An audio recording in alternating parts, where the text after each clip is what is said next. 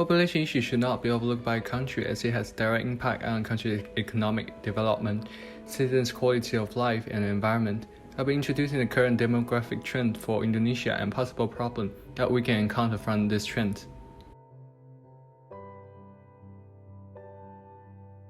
There is a steep decline in crude birth rate from 1960 to 1998, followed by a period of relative stability from 1998 to 2010, before declining again to the current 19.6 births per thousand as of 2020. The steep decline from 1960 and further decrease from 2010 is due to the family planning program implemented by the government. The overall fall in crude birth rate leads to a large workforce with little dependence, increasing Indonesia's economic productivity and accelerating its economic growth.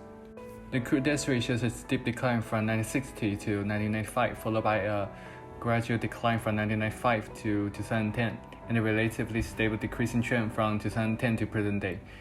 This fall is due mainly to the successful healthcare policy implemented by the state. The total fertility rate shows a dramatic decline trend from 1970 to 1996 before establishing from 2000 to 2010 and slightly decreasing from 2010 to reach 2.39 births per woman in 2018. The reason for the above total fertility rate trend is similar to that of the crude birth rate mentioned earlier. The current fertility rate of 2.3 is still relatively high and should be reduced to prevent overpopulation. The infant mortality rate has steady downward trend from 1952 to present day 2016. The steady decline is attributed to increased presence of skilled midwives, nurses at birth, and improved postnatal care for mother and newborn.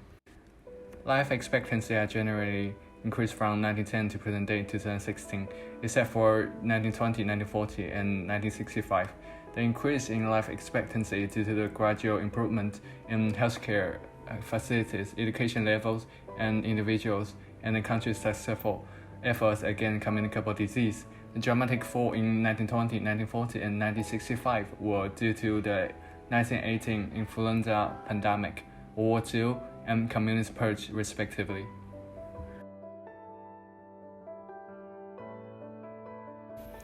The high life expectancy ratio in 1960 is due to the baby boom after World War II. The lower dependency ratio in 2020 is due to the large number of dependents in 1960 having grown up, and the decrease in crude birth rate from 1960 to 2020, which results in fewer dependents.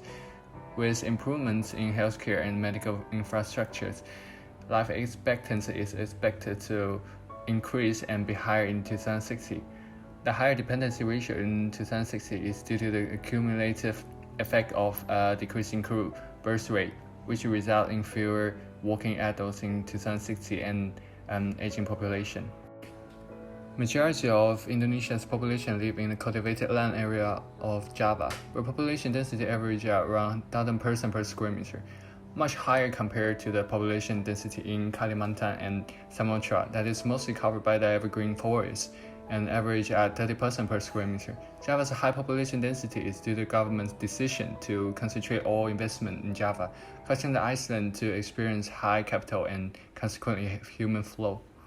Having looked at the various demographic trends, population pyramid, and population distribution, two problems have surfaced.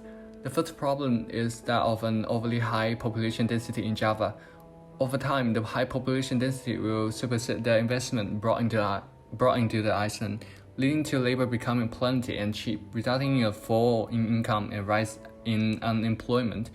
Poor quality of life, poverty, and health issues might be resurfaced. To tackle this issue of overcrowding, the Indonesian government should develop other islands to lead to an inflow of capital and consequently human migration to these new areas, effectively redistributing the population.